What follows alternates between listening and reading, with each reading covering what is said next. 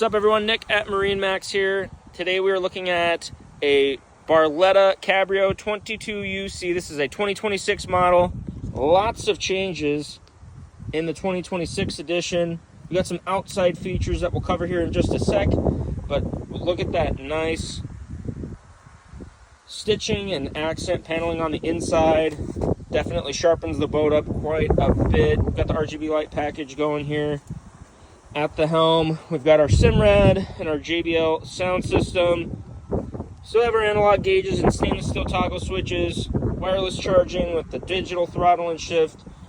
With that active trim control, which is very, very nice to have. We've got the multi-faceted Ultra Lounger here. So there's a few different directions we can fold this. If we wanted to lay down perfectly flat here, can do that as well too. Or create that bench front facing.